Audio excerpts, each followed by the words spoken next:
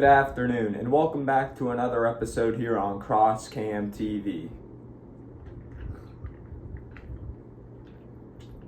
Today's episode is going to be a story that comes from when I was 20 years old. Ooh, a little heavy on the vodka there, but probably not the worst for this story. I was jumped and carjacked at 20 years old when I was 3.5 hours away from home visiting some friends. So we're going to get into that story here today. I'm honestly going to have this mixer. I'm going to rip this bong. And then I'm going to head up to the pool and slam probably anywhere between 6 to 8 beers. Come back, sit down here, and then give y'all the full story. So without further ado, we'll catch you when I'm drunk as fuck and ready to talk. All right, so we are back from the pool, pretty fucking buzzed. We have become the liquor here today, and we're gonna dive into a little bit of the background of the before we get into the details of the story here on what happened, because it really fucked me up for life. So without further ado, here we fucking go, party people. We're diving right on into Carjacked Cam. So obviously, as you all know now, we live over in the Bradenton, Sarasota area over on the West Coast. Originated from West Palm Beach area. We're about probably 20-25 minutes south of that, which is Boynton Beach area, but nobody really knows that area unless you're from there, because the best way to say it's in the middle of West Palm Beach and Boca Raton. We're smack dab in the middle. It's the same drive to either West Palm or Boca from where we were at. And so I was, it was coming up on winter break for school. This is when I was at a state school, part-time thing, working full-time, just saving money, trying to figure out what I want to do with my life, and just knocking out your generic courses over there, the typical standard shit you'd take anywhere at any university for a fraction of the price. So we were doing our thing there, and we came up on our winter break, so I put in obviously the time for off work, and I had 2 whole weeks. I was spending a week and a half back home, hopping from my aunt's place to just different friends from high school's cribs, and we were just planning on getting fucked up the entire time, having a winter break, having ourselves a new year, and starting shit off the right way. And picking up where we left off, really, because I moved from there, so it's like every time I came down, it was pretty big occasion for me and the homies, and we'd always just do whatever we could to have the best time we possibly could. And so this is where we get going. I do my 3.5 hour drive down there, spent a couple days with some friends, did some my usual bass pond fishing spots, and then we hit Bass Pro Shops one day and went bridge fishing. It was like 3 hours up north. I forget exactly where it was at, but so we were down there, and I was in Boynton Beach, and this is probably coming up on 7 o'clock in the evening now. I was getting ready to go see a friend who is currently like on her way back home from like shoe shopping for prom, getting her outfit and attire ready in that sense. And so I didn't want to pull up to their house, and sit outside waiting, because I'm just not like that. I'll pull off somewhere else on the side of the road and give it a few and wait for you to reach out and let me know that you're back home before I show up to your place. So I was pulled off into their community clubhouse, and I'm chilling there. I'm smoking a joint, and not gonna lie, we're sipping a Truly. Oh, that's back when I was on that big old Truly fave, but now we're a real man. We drink fucking beer.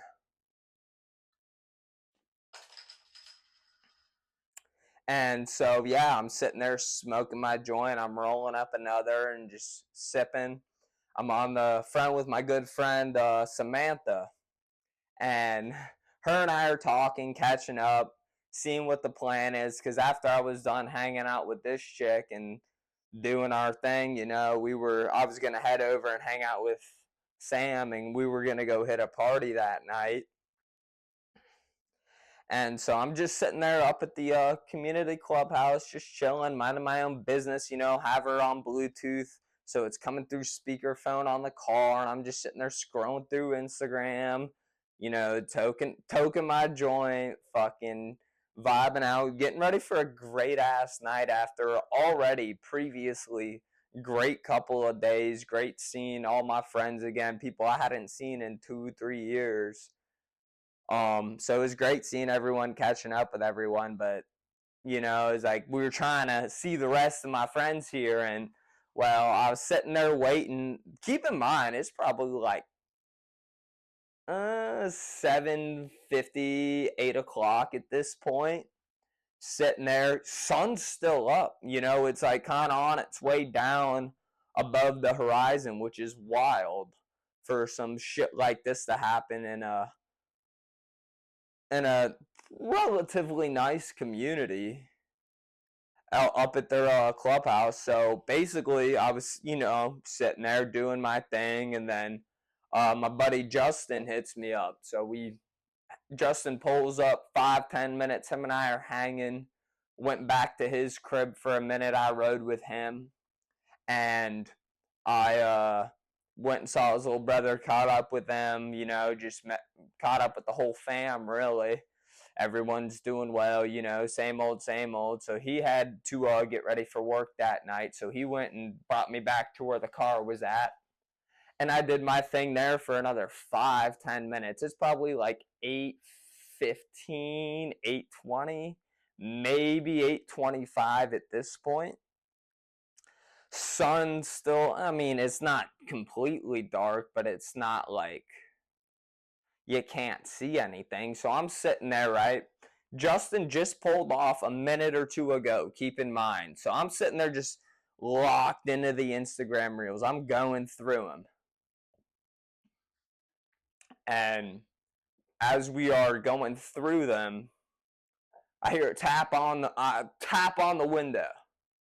I didn't think twice about it. I just kind of looked over and opened the door, but the car was already on lock, so all they had to do was pull the thing. I look over to my left, big fucking African American and ski mask, dark hoodie, dark gloves, dark pants, dark everything, skin included, because I couldn't see shit. Not even his fucking eyes, dude.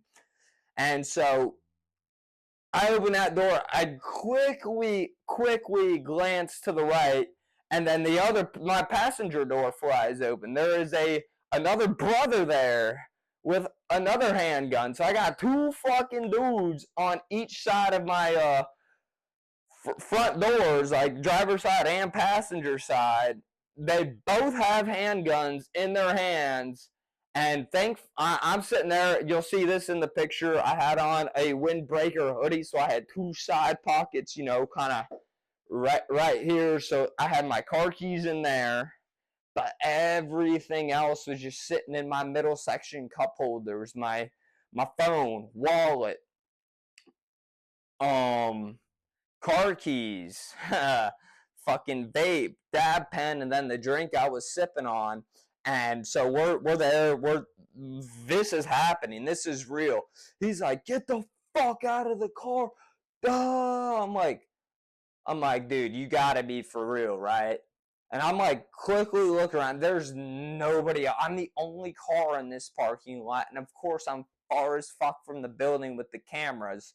So I'm sitting there like, dude, this is like, you're fucking with me, right? And fucking nope, clocked it back, pressed it to my chest. Dude, this motherfucking guy was huge. He had to have been every bit of 6 foot, 6'4", because he fucking grabbed me and just like ragdoll my ass out the way, grabbed me like this and just pulled me out, threw me into the side bushes we were next to.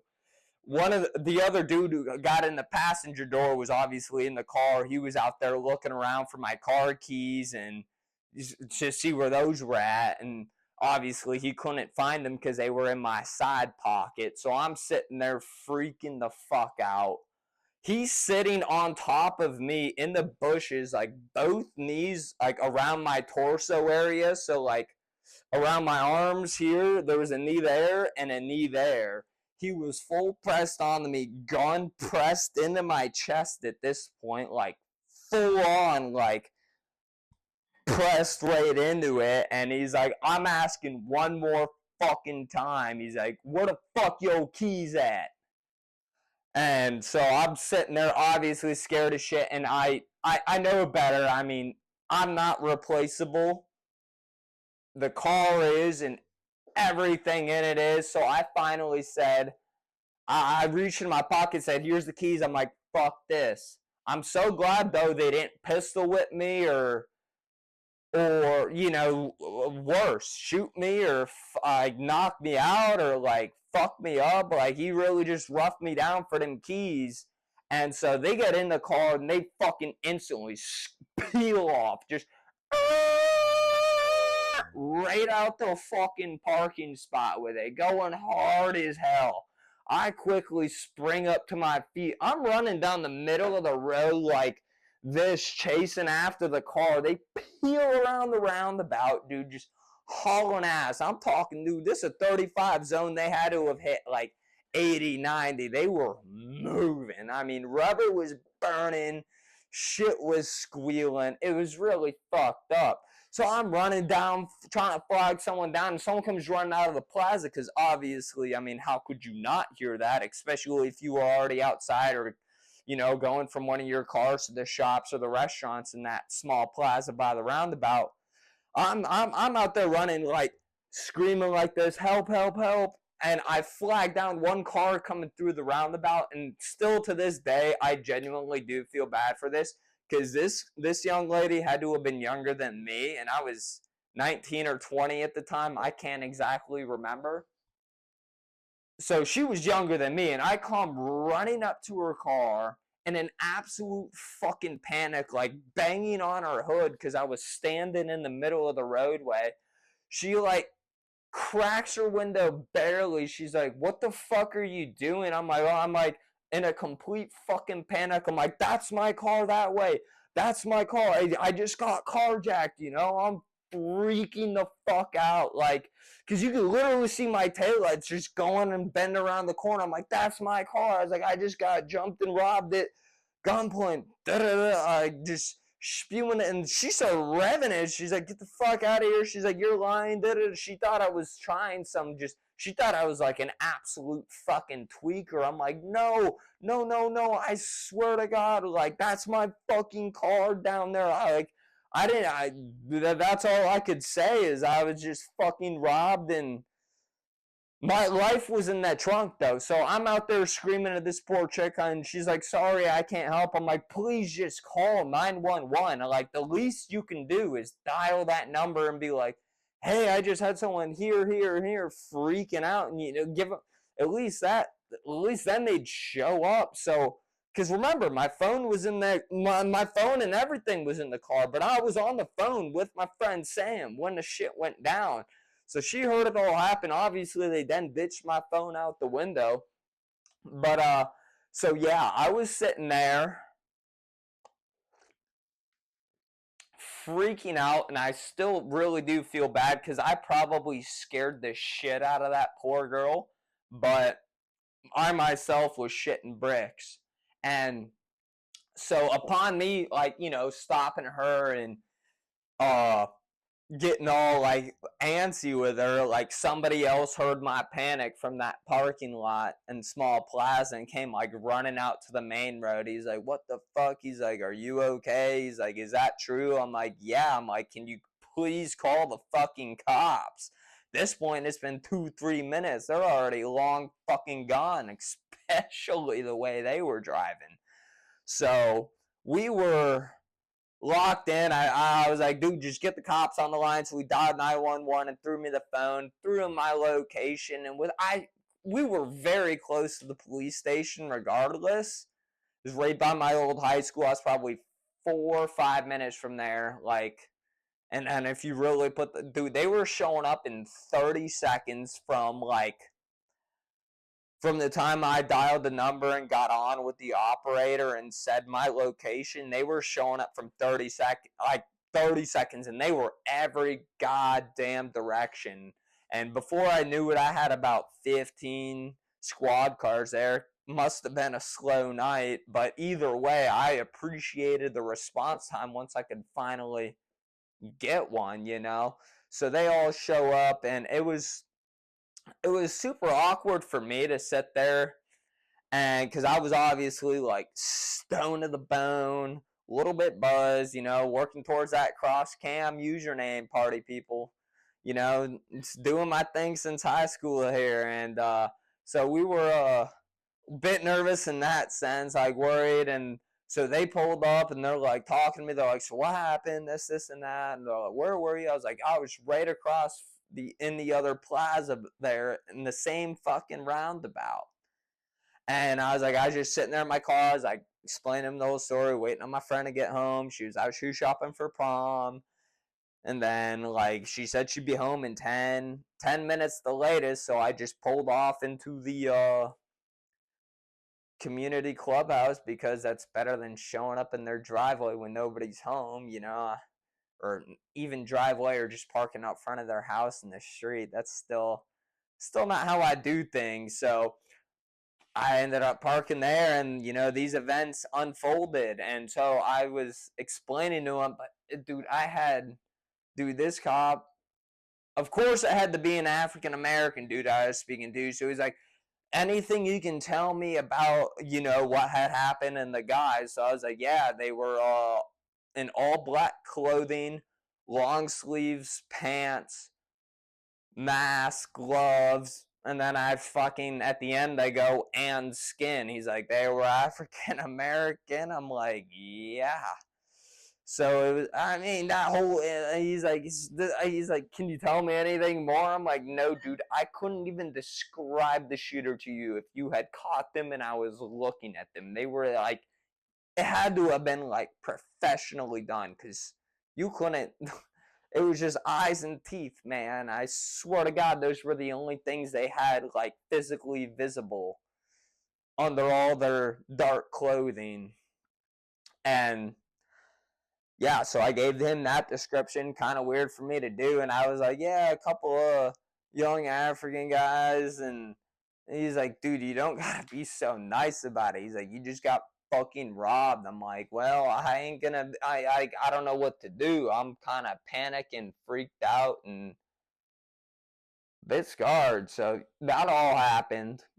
And so I ended up catching a ride back home with my older brother's friend, because he was just getting ready to head up to Tampa the next morning.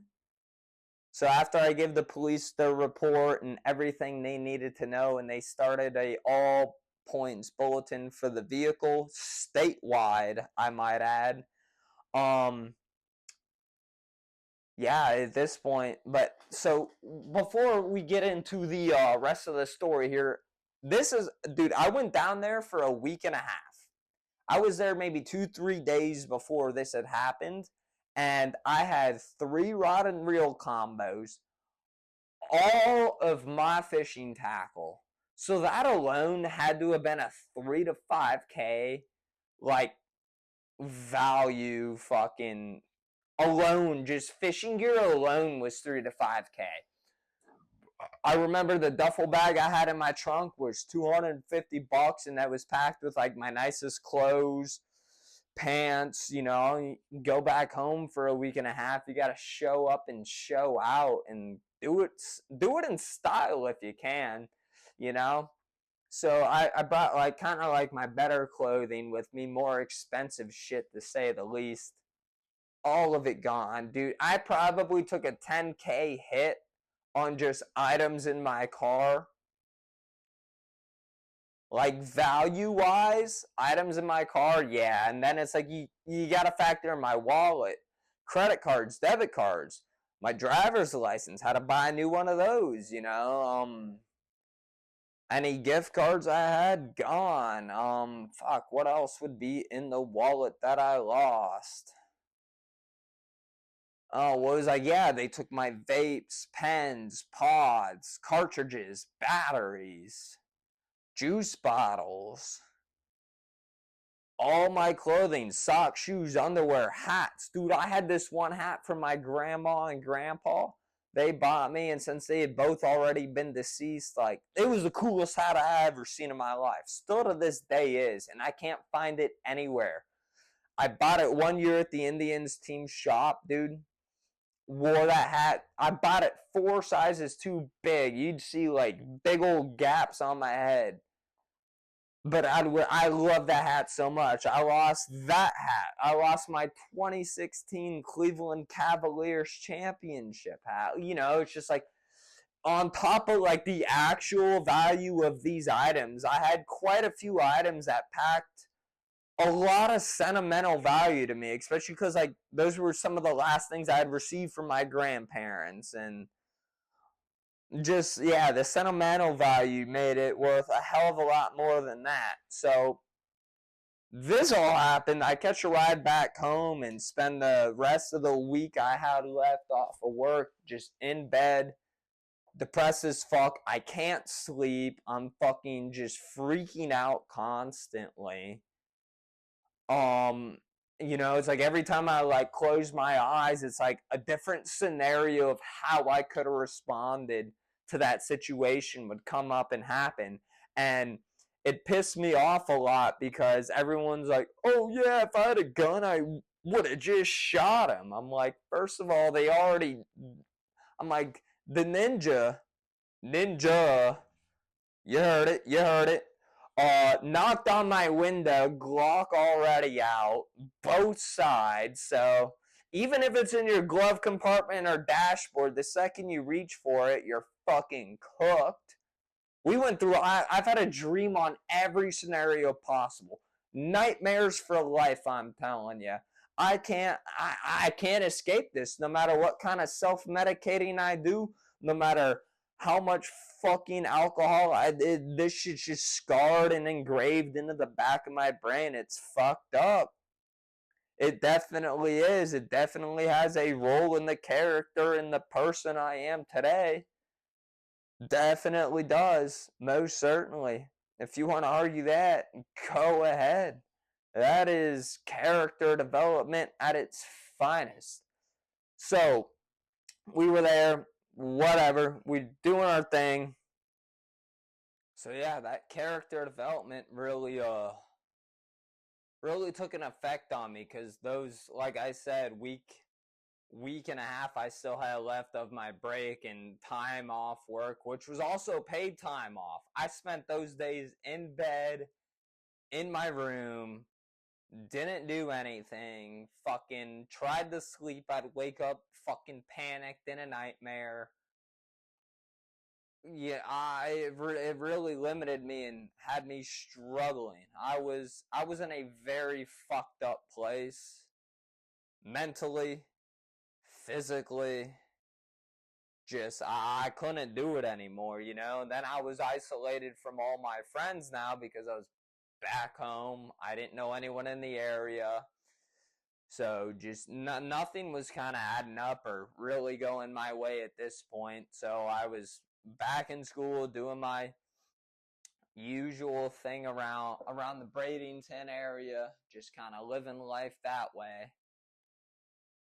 Unfortunately, you know, it's like just nothing, there was no life in me. You look at my eyes, just dead soul walking around, dude. Just sad as fuck to think about realistically, because I'm someone who's always so full of life, you know, always willing to make the next person laugh, trying to make somebody smile, you know. It's like I genuinely tend to brighten people's days and, you know, give them the laughter that's needed to continue on. And it's like for me to lose that kind of energy that I've always had and carried with myself was insane. And then and I lost contact with a lot of people because I just kind of shied away from everyone. I just distanced myself from everybody at this point. It was to the point where people were reaching out and making sure I was okay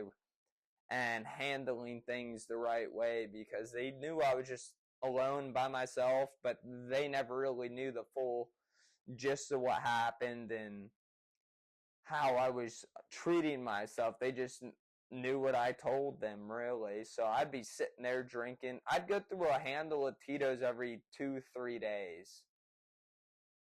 And that'd be like the only way I could sleep through a night fully, uninterrupted, just good sleep, is if I was so drunk I just passed out and woke up the next morning.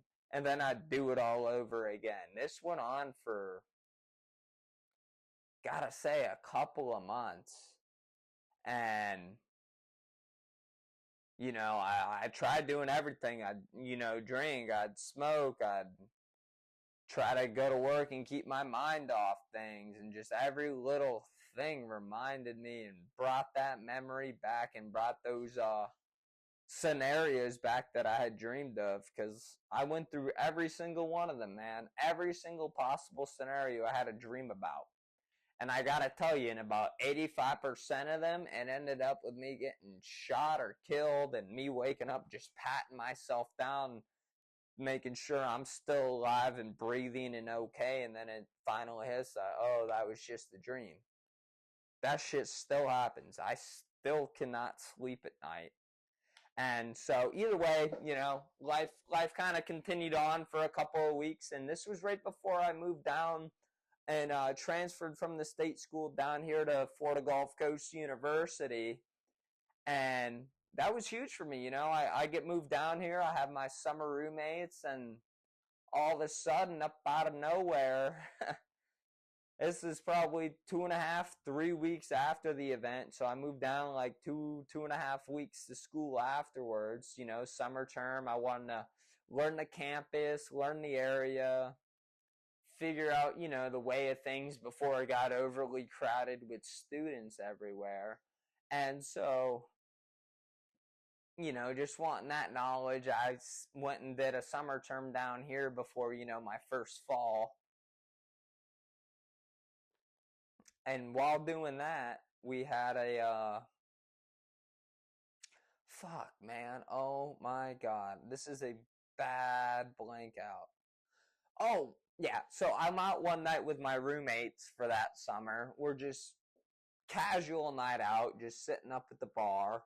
And I get this random ass call, but I recognize the area code, so I go ahead and answer. And hi, this is a call from Detective, I forget homie's name now at this point, so-and-so will say. And we just wanted to inform you that we had caught one of the two perps from your incident all the way back on, and spat out the date of the incident. I think it was a December 30th, I think. It was a day or two before New Year's. Is all I know. Wow. That was a really bad case of the hiccups there. But I get this call and I start freaking out. I'm like, there's no fucking way. They finally got him. Like, I've been waiting forever on this to happen. Like, I hope they can recover not only my car, but my belongings that were in it. Nope. So it's like, then they're like, oh, so we're going to have to take your car and run it for fingerprints and IDs and run it through our whole lab before you can come get it. We'll let you know a day before it's ready to come be picked up. And they found my phone 2 days before that, so they were getting ready to mail that to me. And then they're like, oh, we're just going to hold your phone until you come and pick up the car. So at this point, it's already been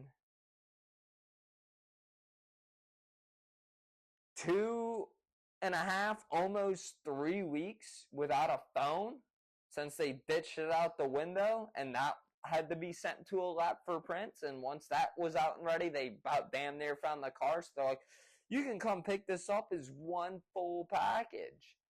And of course, then my mom has to drive me down since I don't have my car.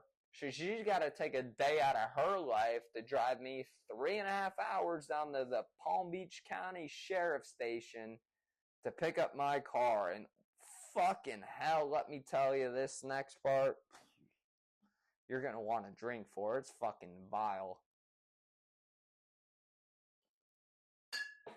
All right, before we get into the pickup process of getting my vehicle from the impound lot, we're going to tote this on up. Here you go, party people.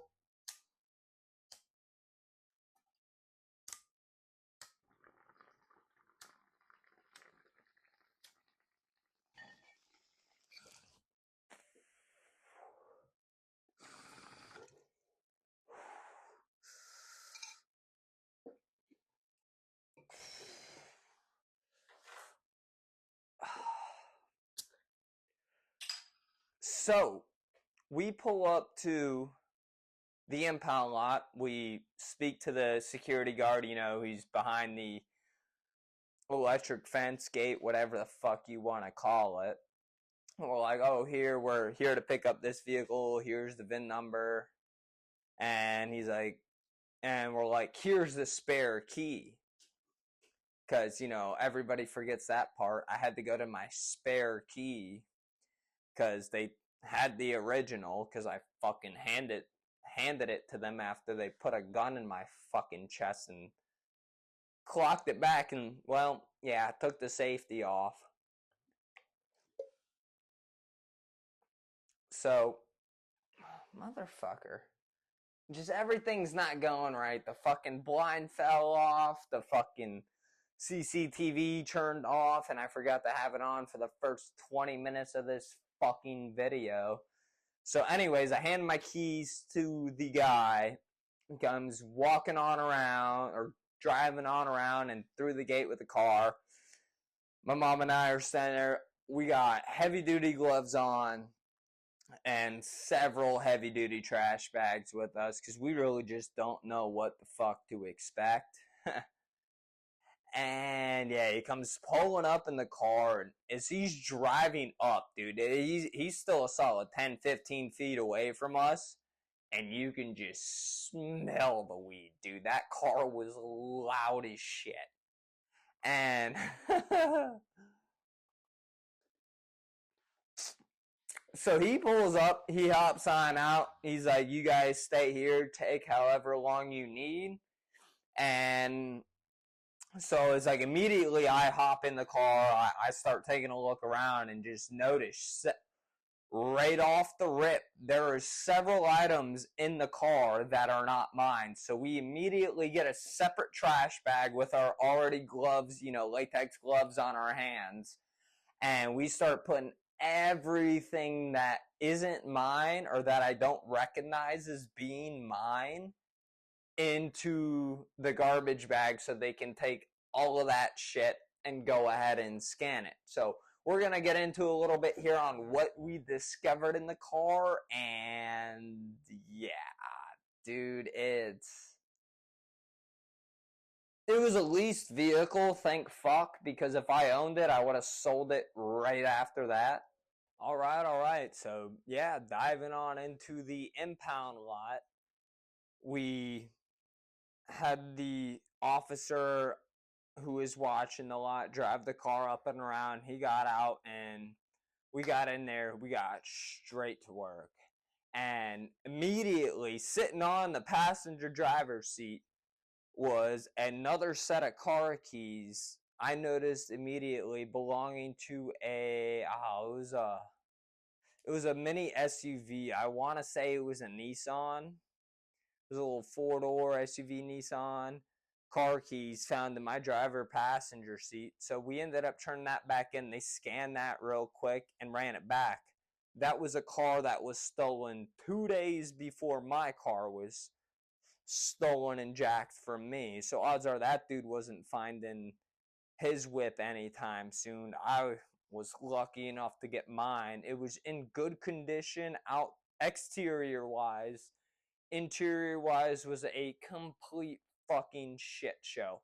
The entirety of the car, I'm talking the front dashboard all the way up by the crevice of the windshield to the same thing all the way in the back, and every square inch in between was covered in probably an inch thick layer of ash. My car, and then up in the glove compartment, like the middle console dash, pulled that up. There's a huge box of fucking Trojans. I think it was like a 36 pack. So my car was literally the hot box bang bus for a week, maybe even two, going around town doing who the fuck knows what. And yeah, so that was beyond disgusting. And then I go ahead and round back and pop the trunk. There's dirty socks that aren't mine. Thankfully, they're the higher up ones, like the basketball socks, the good old Nike Elites. And yeah, so we were kind of just pulling all kinds of shit up. There goes that. We got to do something about that because that glare is fucking terrible. It's been pissing me off, so I can only imagine how y'all feel watching this shit. But yeah, so anyways, we were going through it and pull that out. Just absolutely mind-boggling. We're finally to the trunk. We like, dude, there's fucking pocket pussies in there.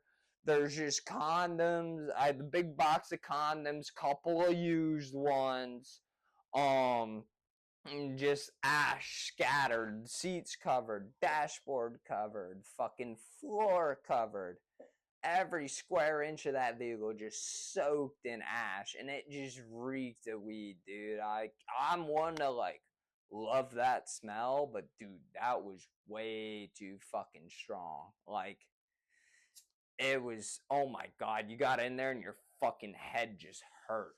I mean, because it was, from whenever they fucking did, like from when they found the vehicle and had it in the impound lot and had it getting scanned for prints, and it was just sitting out there baking in the sun, dude. So it was at least a week or two of just a hot box car sitting out in the middle of goddamn, like, I want to say minimum 90-degree weather for a week with dark leather seats.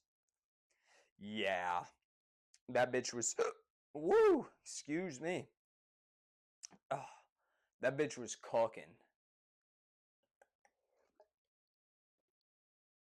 And yeah, so we finally popped the trunk and we're like, oh fuck, this can't get any worse. I find one of my tackle trays in there. Whoop the shit, whatever, that ain't fuck all compared to what I had.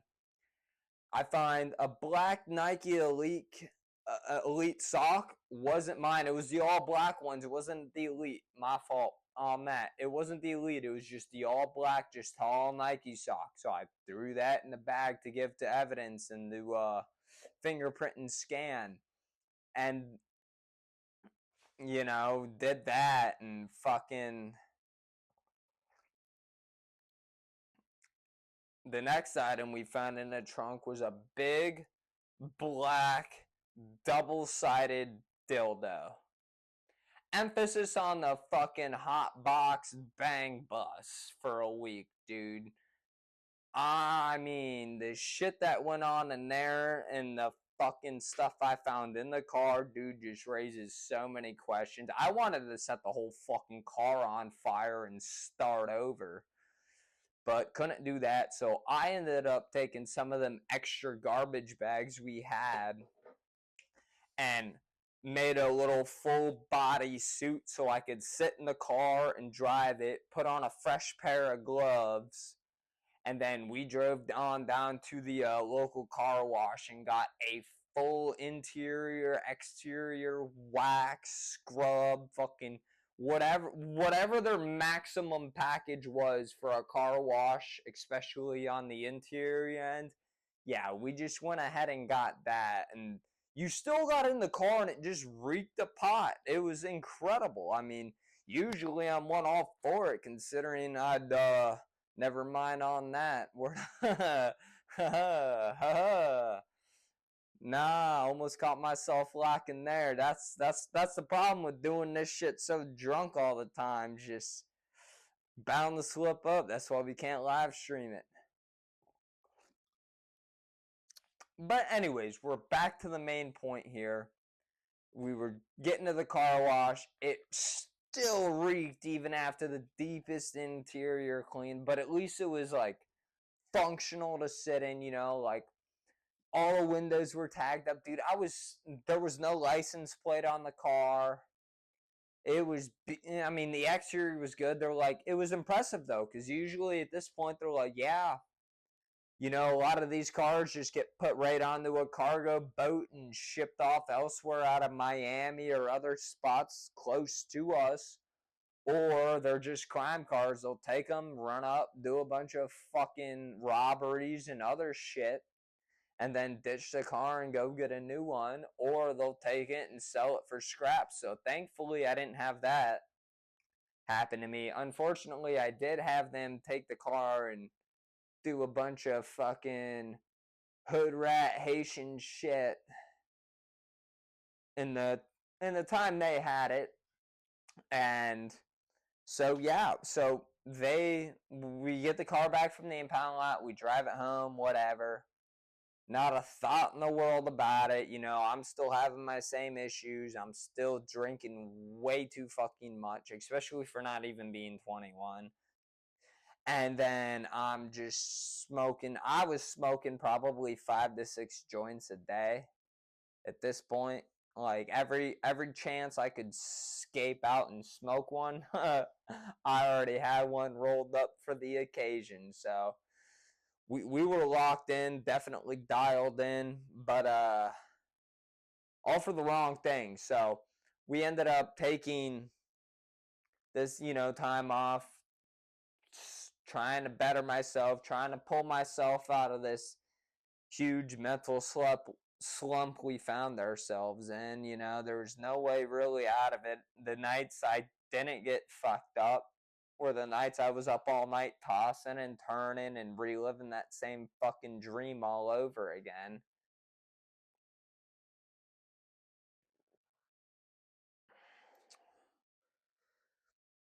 And so yeah, we're at this point now. We'll fast forward a couple of months, and then it's almost goddamn. It's been a year since I had the I forgot what it was that I mentioned earlier in the video, but I had spoken to somebody. Obviously, it was the detective, but like I had talked to him after like everything was sorted out insurance wise and yada yada yada.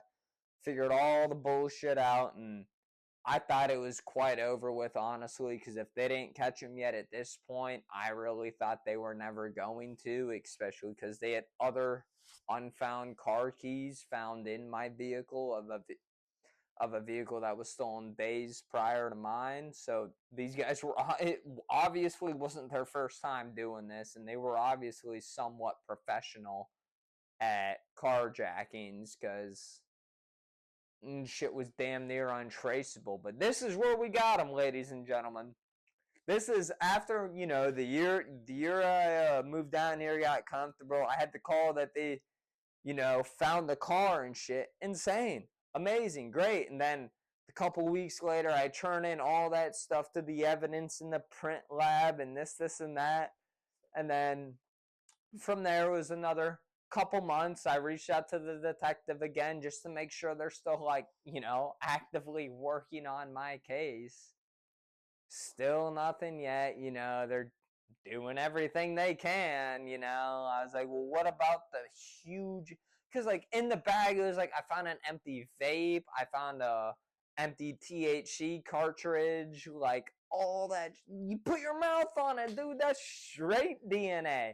But what I did find in the glove compartment up by the passenger seat, dude, they had a whole thing of rubbing alcohol, gloves, and wipes. So they wiped down a lot of the shit. So everything that I found in the car that was theirs, and handed in to them ended up essentially being what got them fucking caught, because they wiped down everything on the car wise that they had touched. Like, the car came back with like no prints, couldn't connect fuck all to jack shit. And so yeah, I was like, that was always tough news to receive. But no, following this up, this was really where the icing started falling on the cake, so to speak, because they had my big bag of evidence, and finally, this is like a year now, year and a half after I picked up my car, I get the call. Kind of like, I get a bunch of spam calls from that area all the time, so I never really answer those phone calls, but it was like a 561 area code, so I was like, it's either somebody's number I never saved, whoops, my fault, I'm guilty of that plenty of times, or it was, but it came up, it said Palm Beach County Sheriff's Office underneath the caller ID, so I had to go ahead and answer that. And he was basically like, yo, he's like, just wanted to let you know this is detective, the same dude whose name I can't remember from earlier. And we just wanted to let you know we caught your guy from your incident back on what? It was almost 2 years now at this point.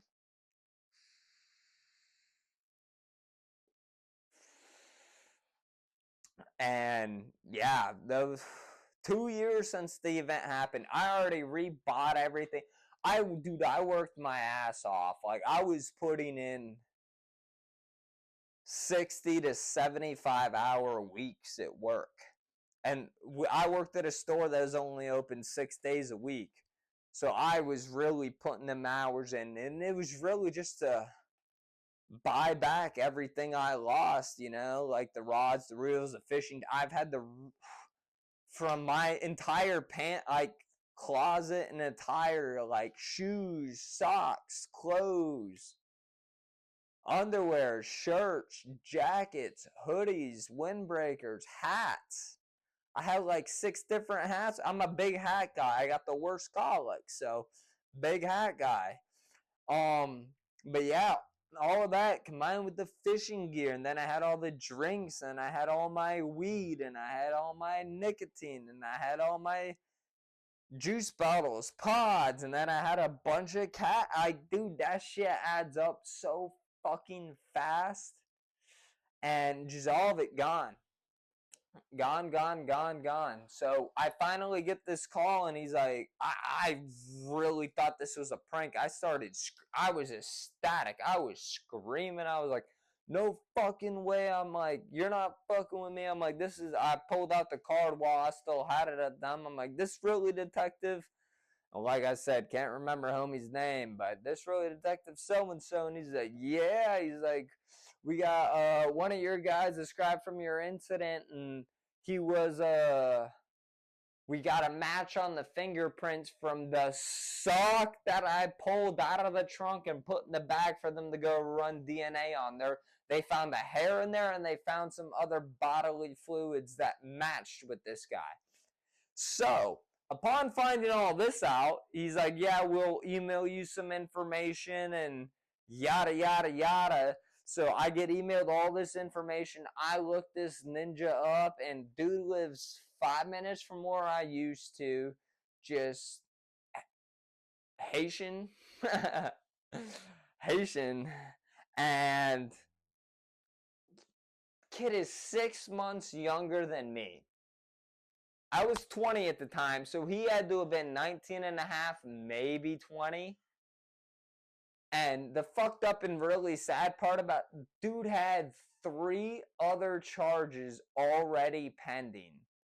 So I don't know why he already wasn't locked up behind bars. Like, it's just because he wasn't like 18 at the time of any of that bullshit, and he was actually allegedly making good progress with his probation officer, and he was doing all the right things to live in a civil lifestyle, one that's law abiding, and contributes positively to society. And then this one came up and they got the match on the prints from that and connected that to him. And like I said, it's fucked up. I really went through, we'll get into this in a little bit, the mental stages, because they were trying to, we'll get into this in a little bit. But yeah, it's really fucked up, really sad. But dude's like 6 months younger than me, but I don't feel so bad because he's not getting raped in prison. He'll be doing the raping because dude is like 6'5", 230. Like when I told you he picked me up by my shirt and ripped me out the car, there was no exaggeration there. It was like the fucking Black Hulk fucking carjacking me. And then his little sidekick over there. But yeah, no, dude was insane. And that was the same dude that got on top of me and pressed the gun while the smaller homie looked for my shit and valuables, and especially the keys so they can pull the heist off successfully. And them dudes ended up with a great night. Like I said, I had all my weed. I had a couple bottles of liquor in the trunk. I had a full couple cases of Trulies in the back. Like them boys celebrated. Yeah, that's where we get the hot box bang bus from once again. But yeah, so it was after all this, they finally catch the dude. They bring him in, and then, as many of you may know, Hurricane Ian absolutely fucking destroyed Fort Myers area, but it blew across the southern part of the state of Florida here. And so our court date got pushed back for his one of his hearings, or it was one of those things. And obviously I got invited into the Zoom calls at the time because we were dealing with COVID and shit, but also because I was the victim of the incident. So we get to this point, and it's fucking wild, dude. Let me tell you. I mean, I'm anxious. I'm kind of glad it's all finally realistically happening, but I know I'm never gonna see a penny of what I had. I mean, the biggest hit I took was financially, but you know, we bounced back. We got back up on our horse. We made our money back. We bought our things back. You know, just the one positive thing out of all this, it gave me a work ethic like no other, because this happened just a couple months before I was supposed to go to school. So all that money I had saved up was blown on just rebuying my entire inventory of clothes, shoes, accessories. And then the most fucked up part was our insurance didn't cover fucking anything because I had more than 15 personal items at the car of when it happened. So I lost all coverage on that, which is fucked up. I'm on vacation. Week and a half, I'm hopping from place to place. Of course I gotta have my shit with me, you know? Like, that fucked me up, but I learned to work real hard and really take everything I have for appreciation. Here goes this bullshit again. One sec. There we go. Live in action. Cross Cam TV, ladies and gentlemen. But yeah, so no, we went bouncing on through those issues, and fucking Hurricane Ian came, and so obviously the whole southern state, they delayed the court date, and this one got delayed like it was like a month and a half. So I had time to prep what I wanted to say, you know. Like, I really didn't have much to say other than, yeah, screw this dude. Like, give him the fucking max. Like, I'm not his only crime. I'm his first one with a gun, first one with a firearm, so that's where he fucked up.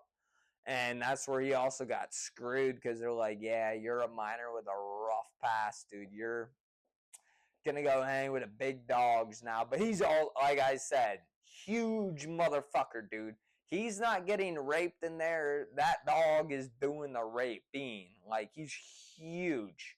Threw me out the whip like a rag doll. Just 2 hands on my shirt and right into the fucking bushes, bruh. So, yeah, the first sentencing got canceled. hearings and all that got pushed way back. And then the second time came around. Finally, I'm like, oh my God, I did all this prep. I'm ready. I can face this now. Like, I kind of built myself back up a little bit and was like, I'm ready to deal with this. Even though it's just on Zoom, I can like tolerate seeing it and like talking about it, especially because I kind of went mute for a minute.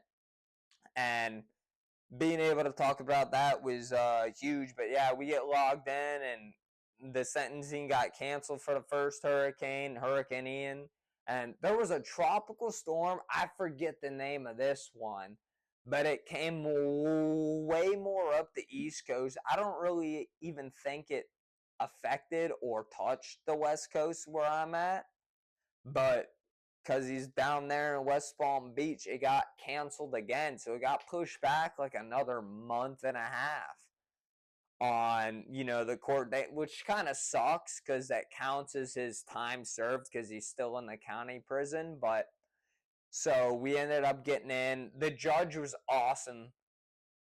Oh, I really wish I remembered this dude's name as well. Dude, this judge, just fucking no bullshit, zero tolerance. He didn't buy into any bullshit because it's not like it's his first rodeo. He's heard this shit all of his career, so this man knew what was going on, and he asked the right questions. He was on time with everything the way it was presented, and then he really laid out like what it was going to be for this dude.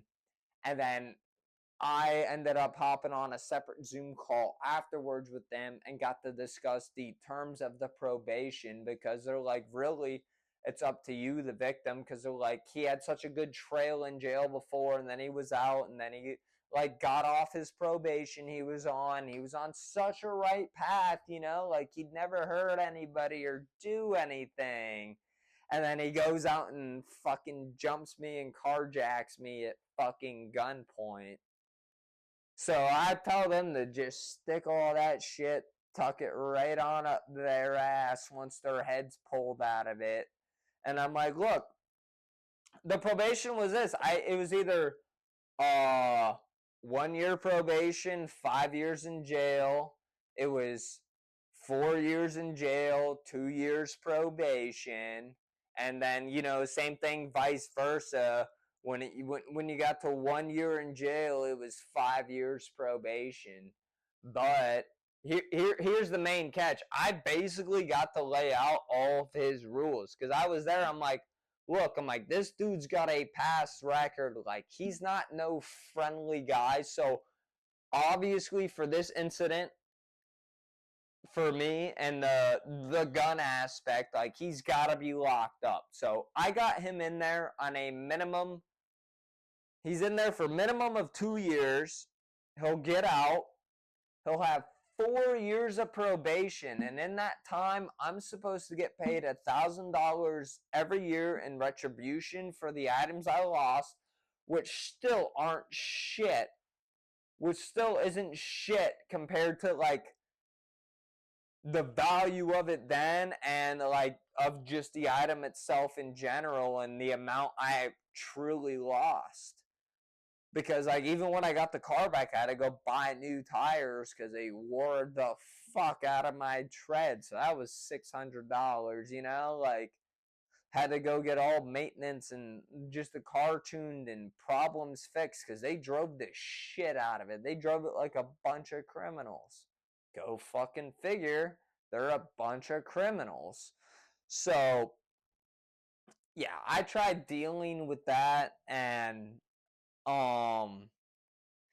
we were getting through it pretty steadily, I'd say, but it was just still the same problems at night. Couldn't sleep, couldn't do this, couldn't do that. And so we finally are just like at that position with them. So, going back to his probation, yeah, the second he breaks that for either being on his house arrest, drugs, guns, being out past curfew, no matter what the fuck. Oh, this is a good one too. He doesn't get me my full retribution by the time it's due in 2029. He doesn't make that happen either. He gets sent. They gave him a sweet ass deal because the second he breaks this, the 2 years in jail and then the 4 years of probation, the second this breaks or he fucks up, even while he's in jail, I'll never see my retribution, but he'll get the full maximum sentence. So he's really got to be on his shit. If he was really on the right path before he went ahead and did this, I figured he'd go ahead and show it, but then he'd have 4 years of probation out on the streets. Oh, no. I got it all fucked up. It was 4 years in jail, 2 years probation. So in his 2 years on probation, or any time during his sentencing, if he fucks up in any way, shape, or form, he goes in for the max, which is 25 plus years, especially because he got charged with the firearm he pointed in my motherfucking chest. So honestly, I'm on the rooting side of fuck the $4,000. Already made that shit back. I want to watch him do 30 plus years because he's been nothing but a criminal since he's been 16 and he's just a deadbeat to society who is eventually going to kill somebody. And I'm lucky as fuck he had trigger discipline when it was me, because it could have been me very well and super easily. So this is one thing I can be thankful for. Like I said, it's like everything in the car is replaceable. The vehicle itself is replaceable. I am not. Everything else is materialistic. I'm not. You can't put a price on my fucking head. There's no way it would, equal the value of what the hit is worth. So, like, yeah, just for that to even happen, though, just insanity.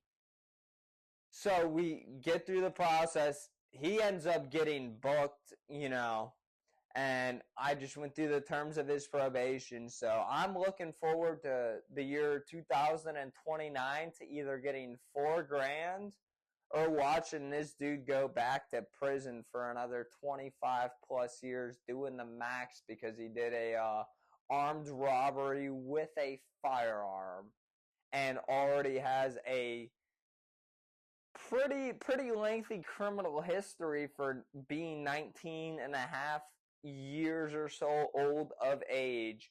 He had 2 previous carjackings, which they let him back out because none of them were with a deadly weapon, yet alone a fucking firearm. So, yeah, he's got to be fucking perfect, or that's just gonna be his life.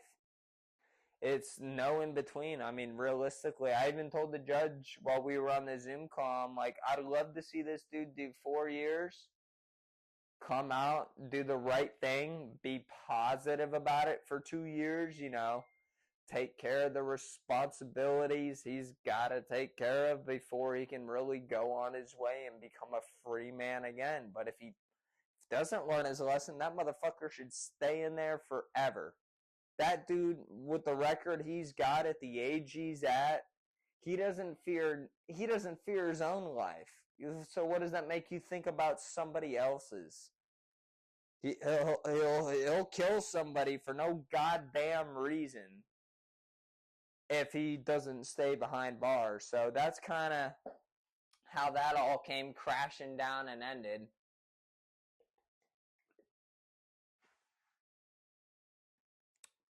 I mean, it's well deserved. I mean, fuck, man. I tried to be as positive as I could. I sat on this for weeks. I thought about it. I rehearsed what I was gonna say, like end of the day,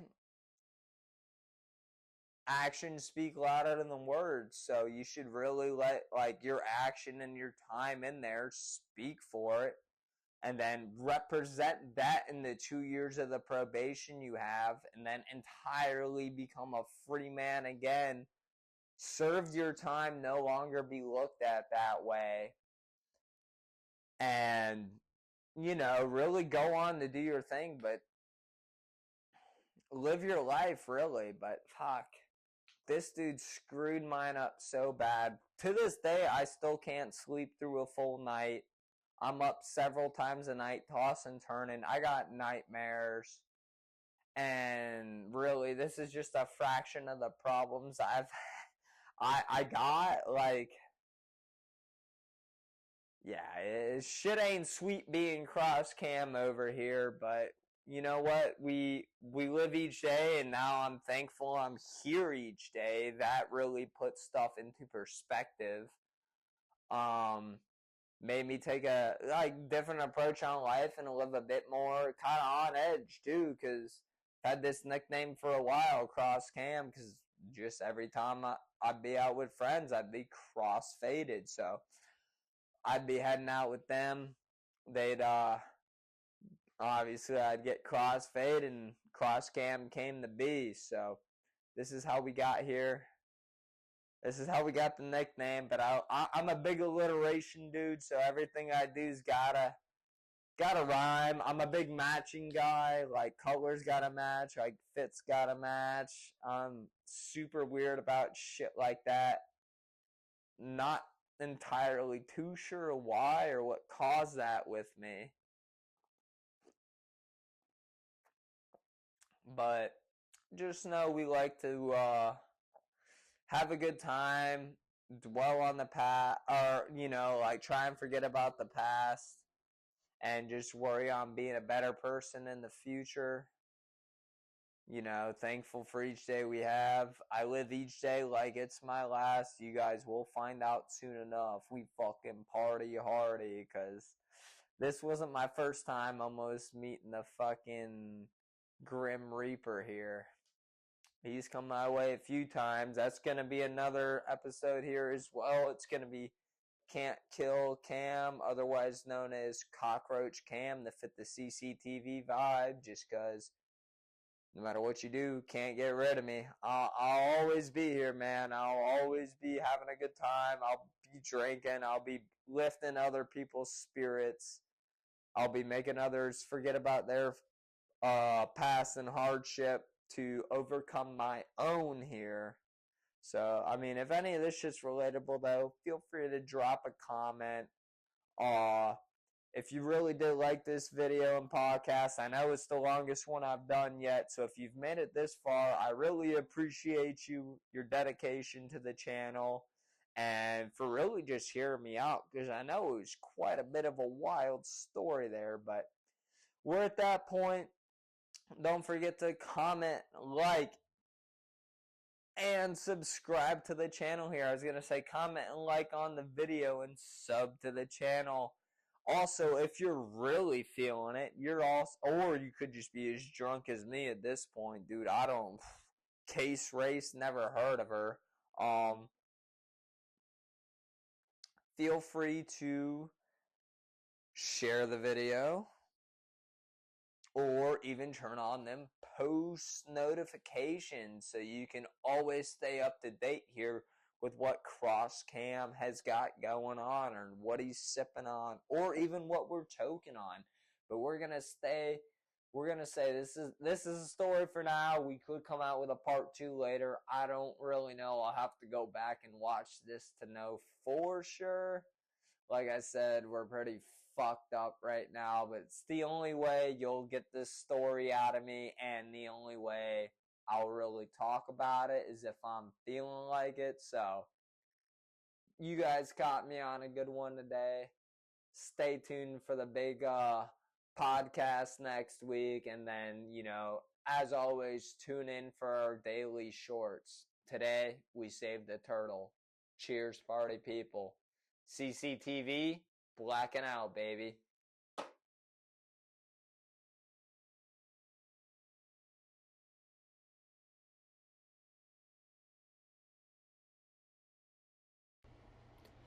Well, that's about it, but I forgot to throw these clips on in here, so that was me actually talking to the police officers as I was filing out the report on what had happened.